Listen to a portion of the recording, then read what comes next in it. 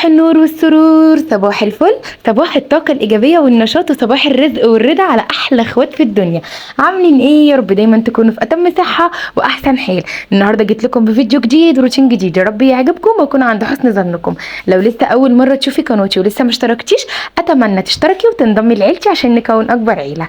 ولو أنت موجودة معايا في القناة، أتمنى تحطي لي اللايك والكومنت اللي بيشجعني عشان أوصل بيكم. بقى بخاطر الفيديو دوت وحطوا اللايك عشان يعلى ويوصل لاكبر عدد من الناس. الفيديو اللي فات والله العظيم انا زعلانه جدا، كنت تعبانه فيه جدا والله، والفيديو الحمد لله ما جابش مشاهدات يعني زي ما انا ما كنت متوقعه، بس الحمد لله طول ما انتم معايا وفي ضهري ان شاء الله وبفضل الله الفيديو ده يعلى، لاني تعبت فيه جدا جدا جدا. فكملوا معايا الفيديو بالله عليكم، محدش يجري ومحدش يطلع من اول الفيديو. ده هيخليكي النهارده شعله نشاط في بيتك. نبتدي الفيديو ونقول بسم الله، واللهم صل وسلم وبارك عليك يا حبيبي يا رسول الله. صلوا على الحبيب قلبكم يطيب، فصلوا على الحبيب مسك ونطيب. النهارده كده اول ما صحيت من النوم صحيت بدري، كنت المفروض ان انا اصحى يعني على الساعه 9 كده، بس الصراحه صحيت الساعه 10.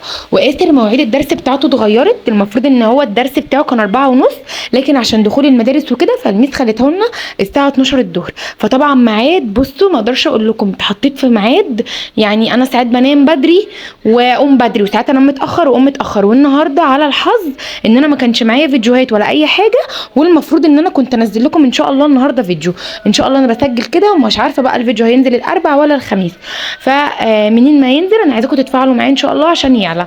فالمهم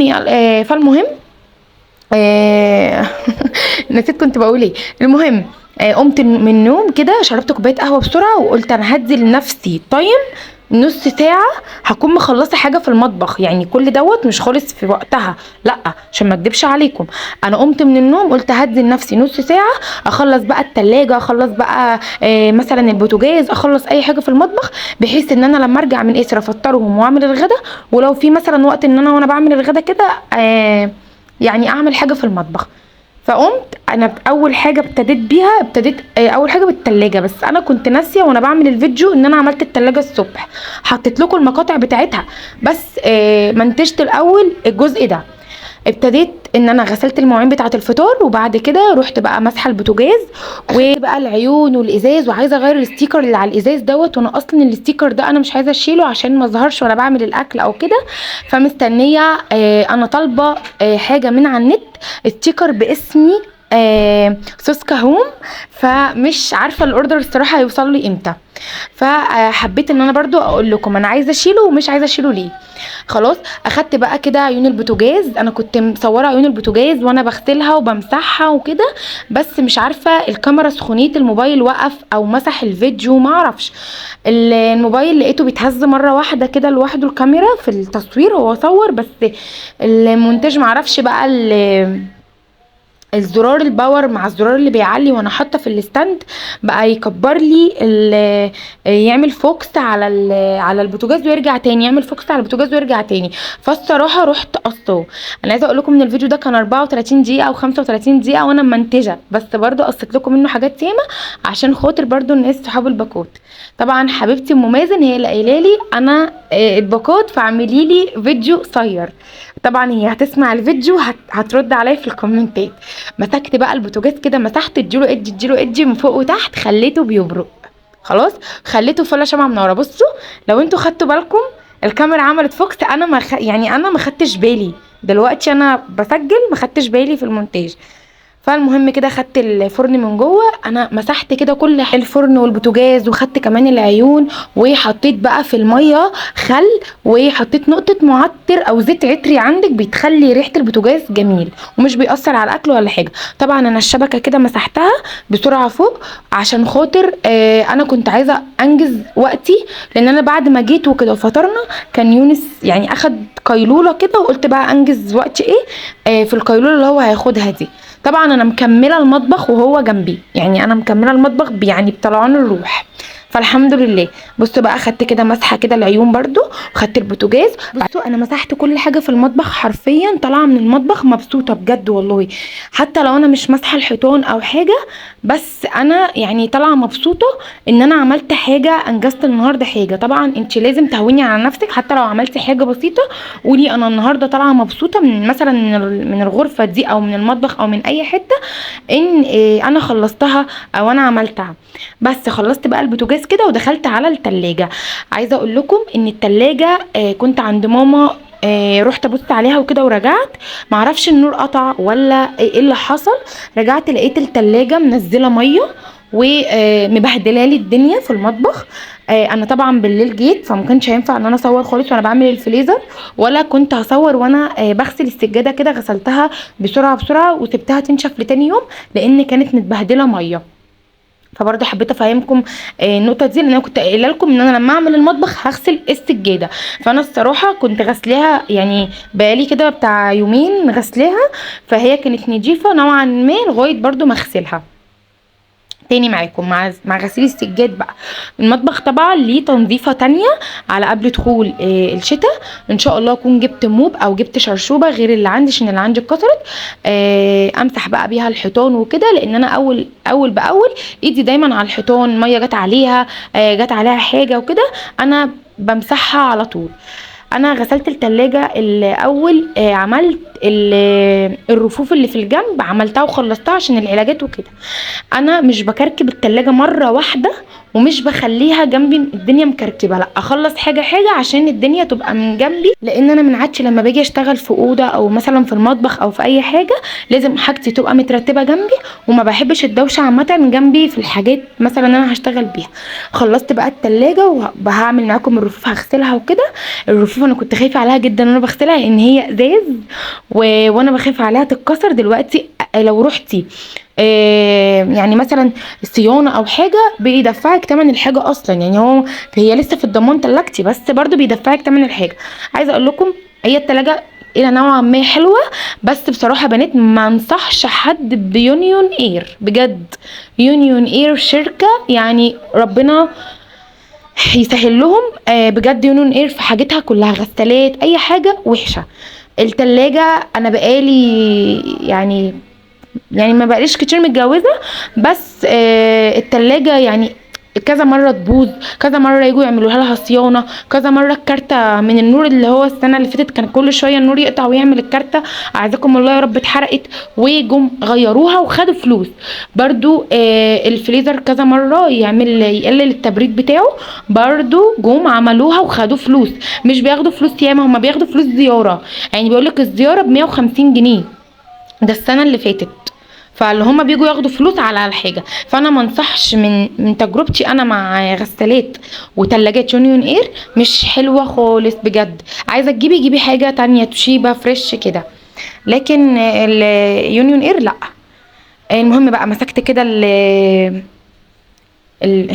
الرفوف، نسيت والله انا كنت بقول ايه.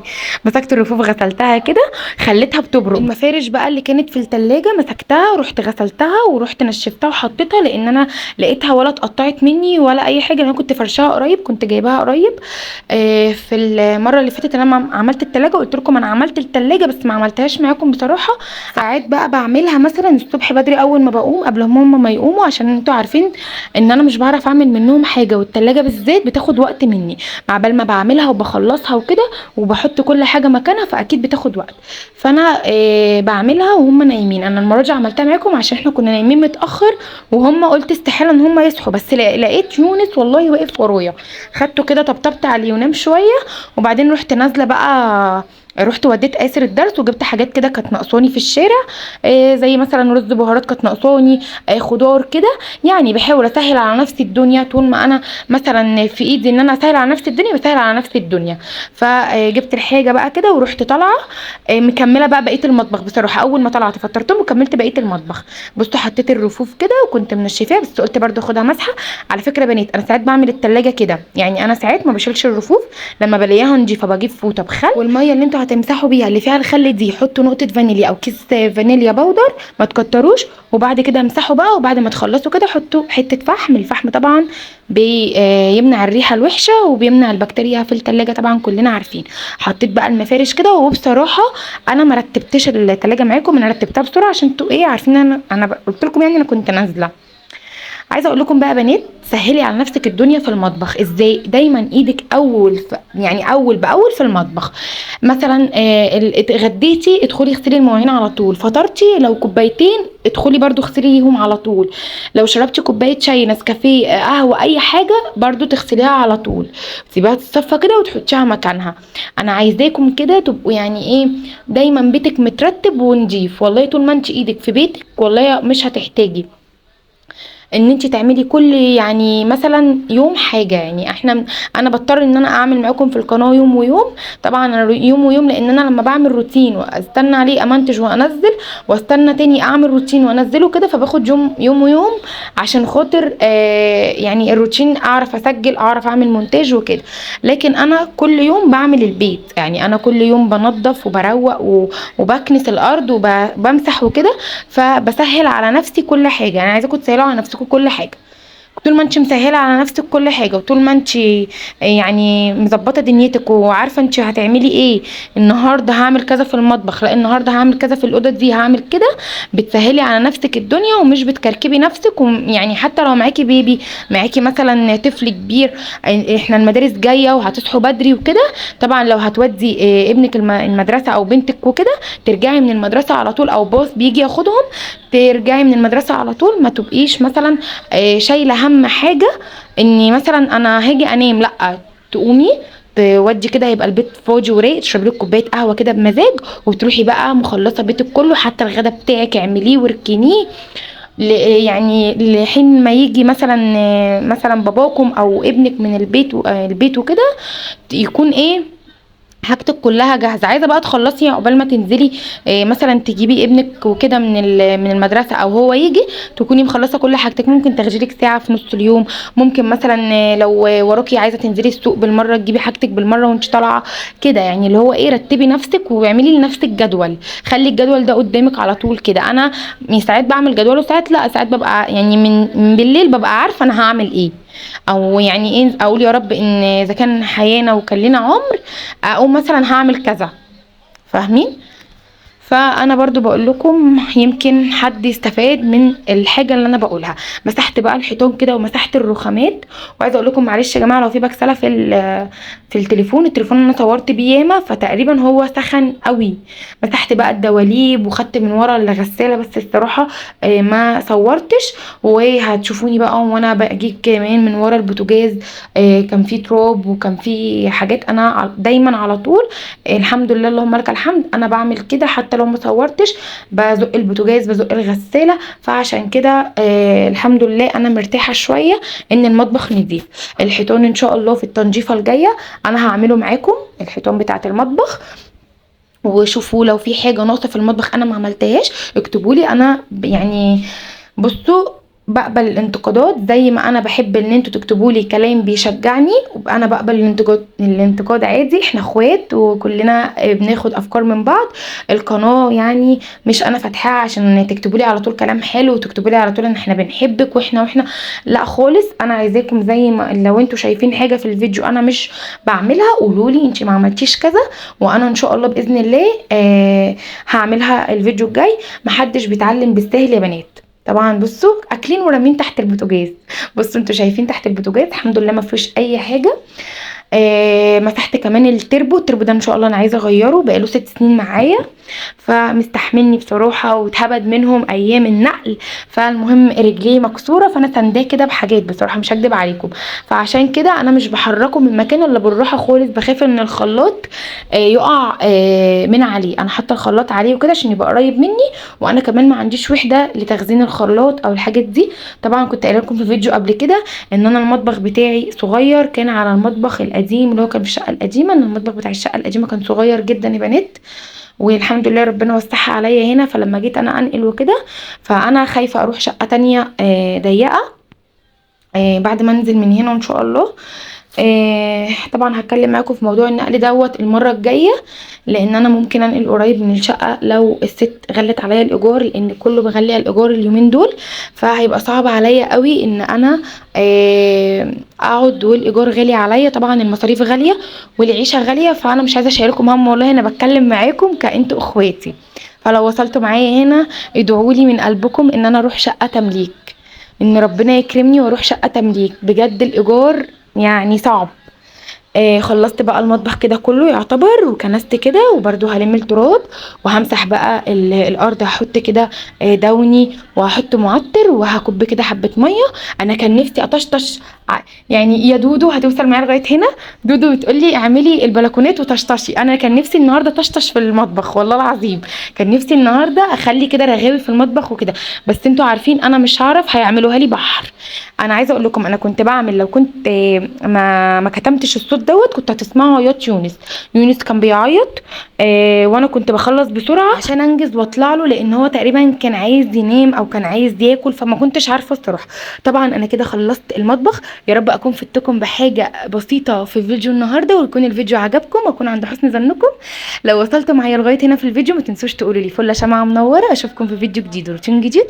ما تنسوش تحطوا اللايك والسبسكرايب والكومنت اللي بيشجعني عشان اوصل باكبر عيله بكم. مع الف سلامه.